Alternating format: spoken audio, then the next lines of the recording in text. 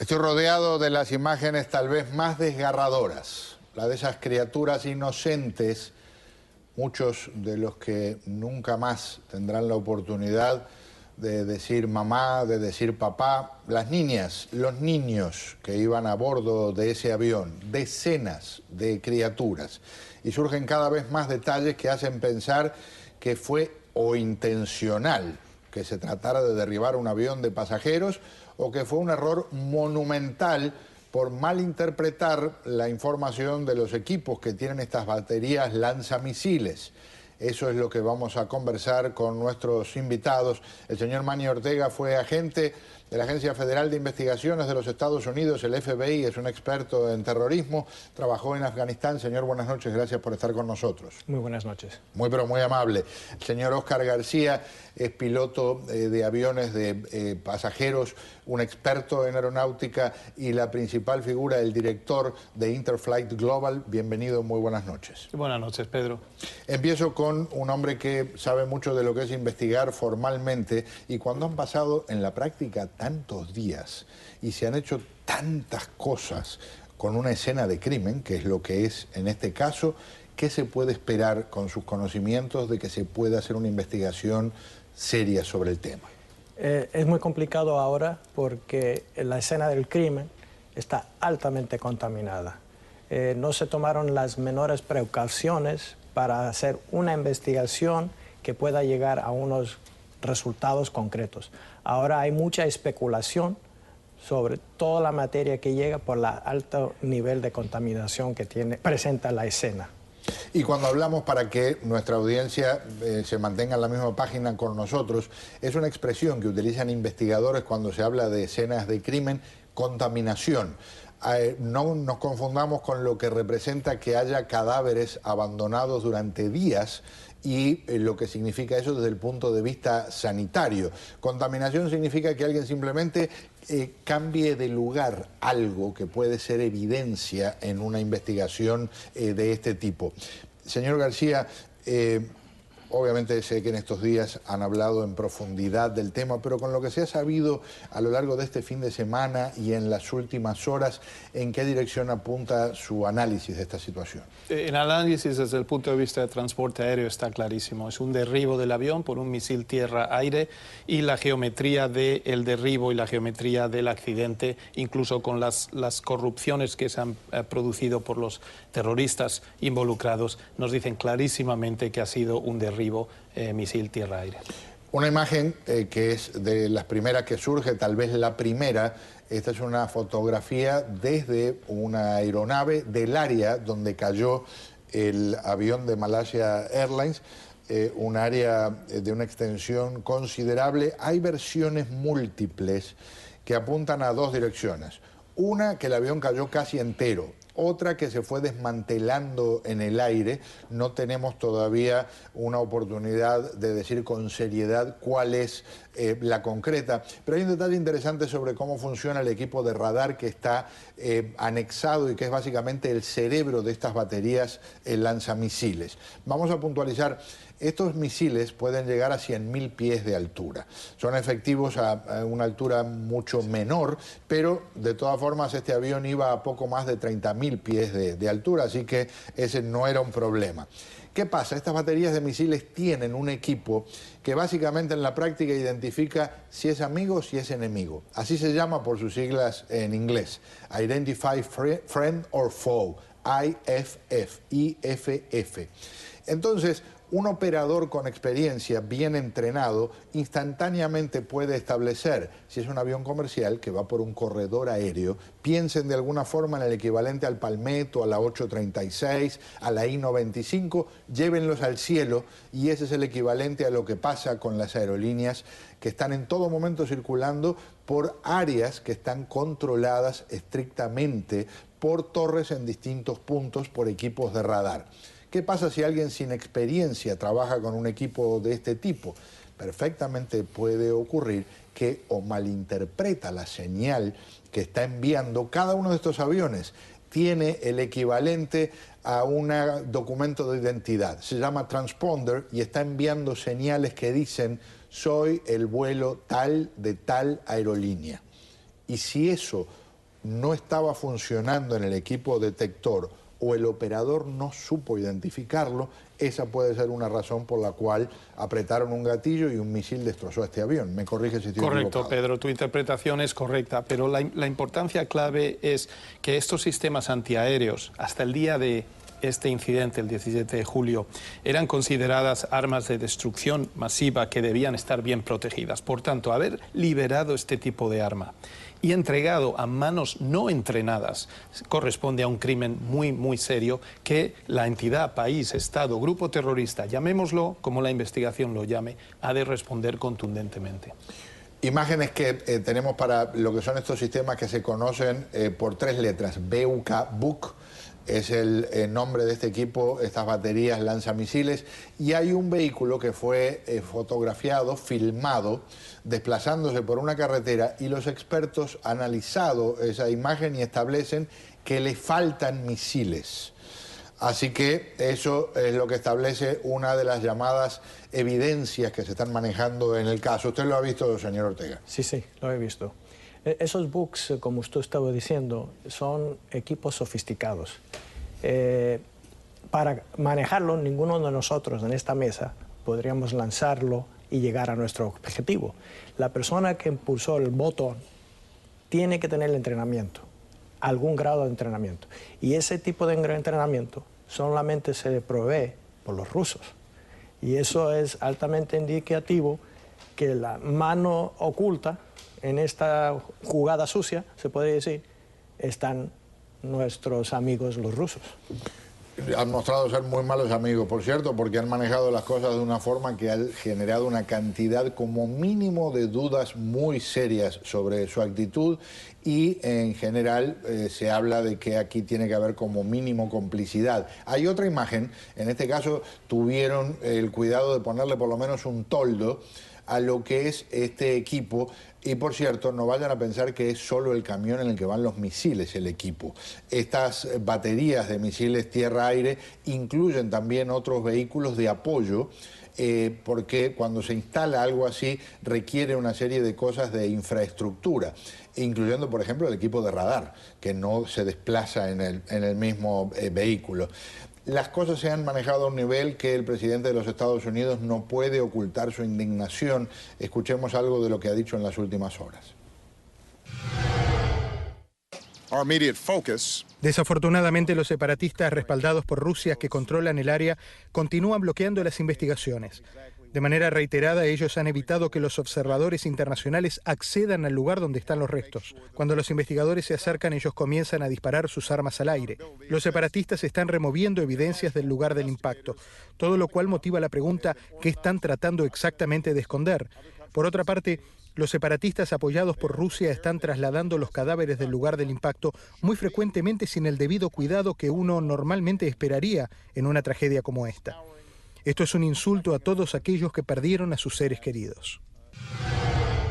Es un vejamen de proporciones aterradoras lo que han hecho con los restos de las víctimas. Hay testimonios de reporteros que han estado en el lugar y que han sido, en este caso desgraciadamente, testigos de episodios en los que le han arrancado relojes, anillos, han manoseado pertenencias personales, se han llevado cámaras, han arrastrado cadáveres para apartarlos de lugares donde podían obtener algo que fuera considerado útil para venderlo o para quedarse con ellos. Así que estamos hablando de una salvajada realmente.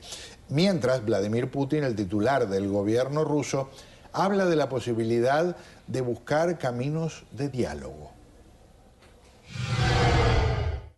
Hemos pedido reiteradamente a todas las partes del conflicto que detengan el derramamiento de sangre y que se sienten en la mesa de negociaciones. Nadie tiene derecho a utilizar esta tragedia para conseguir sus objetivos políticos. Estos acontecimientos no deben dividir a las personas, sino unirlas. Esto es el equivalente al lobo diciendo, bueno, de una vez por todas las ovejas tienen que ponerse de acuerdo y manejar las cosas de la manera más apropiada para que no se derrame más sangre, mientras gotea parte de esa sangre de su hocico. Hablo de los lobos, no de Putin. En términos de una investigación, este es un proceso, señor Ortega, que aún con toda la manipulación, con toda la contaminación que ha habido de la escena del crimen, puede llevar a establecer con relativa claridad en un periodo no muy largo por dónde sopló el viento en la forma en que se hicieron las cosas. Sí, se puede llegar a una conclusión altamente contaminada por los actos que se han cometido, pero con acceso al portamisil, a las ordenadoras, a las computadoras del portamisil, te da la trayectoria, te da toda la información que es necesaria para saber que ese misil se lanzó de tal coordenada a tal sitio, impactó en tal sitio contra tal nave que andaba en tal dirección, tal velocidad. Eso está en la computadora de ese instrumento. También las cajas negras aportan su investigación. También la forma que cayeron las cosas del avión cuando se fue desmanteleando en el aire, un impacto en un sitio directo causa diferente estatus, diferente carácter de impacto que uno que se va rompiendo al camino. Entonces, hay muchas cosas que pueden conllevar a la verdad. Servicios de inteligencia captaron conversaciones entre integrantes de estos grupos paramilitares prorrusos. Y presten atención a lo que es la traducción de lo que están diciendo. Esto no ocurrió hoy, ocurrió previamente, y hablan de cómo los rusos quieren tener acceso a estas llamadas cajas negras. Твои люди работают там по месту катастрофы? Да, работают. Ты сам там, нет? Да, здесь нахожусь. Леша, у кого ящики черные? У нас нету. У кого, Леша? Сейчас давай я разберусь, узнаю, постараюсь узнать. Очень оперативно узнай, срочно. Москва интересуется по поводу того, где ящики. Доложи мне, пожалуйста, Леш, надо оперативно узнать. Кто там кроме вас есть? Люди Стрелкова есть? Я не знаю, приехали сейчас ОБСЕ. Значит, Леша, судьба черных ящиков интересует в первую очередь. Они должны оказаться под нашим контролем. Выполни, пожалуйста, задачу. Хорошо? Хорошо.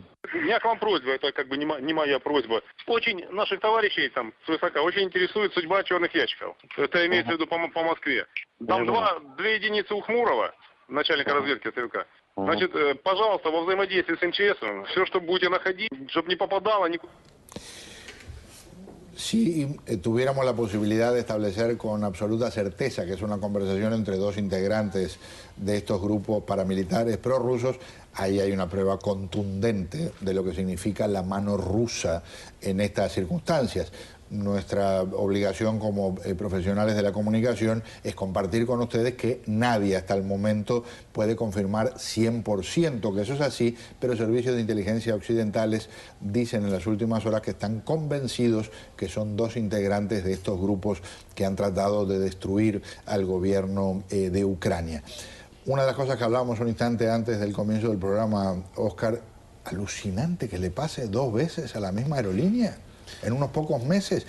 Obviamente que pierdan aviones, ¿no? En este está confirmado que fue un acto vandálico, en el otro nunca por ahora lo vamos a saber. Es una coincidencia casi imposible. En menos de 5 días más de 200 aviones transitan esa zona, 6 minutos adelante y 6 minutos atrás hay aviones y coincide con este avión de Malasia. Pero una realidad, Pedro, es importante que tu audiencia sepa. El sistema de transporte aéreo internacional hoy está comprometido. Todos los vuelos que sobrevuelan zonas de conflicto debido a este evento están comprometidos. ¿Cómo respondamos y con qué contundencia a este abuso a la población civil internacional va a definir si el sistema vuelve a su normalidad o queda comprometido? Un minuto para hablar de las famosas cajas negras. Veamos una gráfica para que nos ayude un poquito a lo que incluye uno de estos equipos. En la práctica son múltiples grabadores de lo que hacen los equipos del avión, ¿verdad? Correcto, son unos sistemas que se comunican dentro de una parte muy robusta que resiste a los impactos. Vamos a saber muy rápido cuando tengamos las cajas si han sido manipuladas o no, son cajas inteligentísimas. Una cosa importante, Pedro, es que como vimos en la desaparición de Malasia 370, como estamos viendo en este avión, las cajas negras físicamente están dando problemas. La tendencia, y ya están en marcha, es que las cajas negras, la información se transmite vía satélite y quedan servidores digitales seguros. Eso es lo que se está trabajando hoy. Segundos finales para algo sobre lo que a mí me llamó profundamente la atención cuando me entero la semana pasada que no estaba vetado el espacio aéreo sobre la zona este de Ucrania para aerolíneas comerciales, cuando ya habían derribado varios aviones en días previos. ¿No es un error monumental de las autoridades civiles de aviación mundial? Pedro, si me permites, no. El espacio aéreo estaba cerrado hasta 32.000 pies en los límites que requieren las Naciones Unidas. Ha habido una violación de terroristas de estos límites. La aviación comercial ha hecho su trabajo. El que ha violado el espacio aéreo es un terrorista con un misil. Claro, pero sabiendo que hay ahí equipos que pueden pasar los 30.000 pies de altura, ¿para qué arriesgarse? Pero esa es la clave, eso no se sabía. Rusia lo sabía y no lo reportó a las Naciones Unidas y a la División de Aviación Civil de Naciones Unidas. Y ese, como bien decía Mani, es realmente el elefante con el que nos estamos enfrentando. Admitimos que un Estado soberano superpotente no ha reportado a Naciones Unidas y a Aviación Civil lo que ya sabían con entrenamiento y acciones. 1.000.000 de gracias por acompañarme, seguiremos conversando en estos días. Agrego un par de datos, uno de ellos, lo repito, de lo que decía el señor García. Piensen por un instante, 6 minutos antes había pasado un avión, 6 minutos después pasaba otro avión, por lo que es un corredor internacional de tráfico aéreo comercial. Le tocó a un avión de Malaysia Airlines.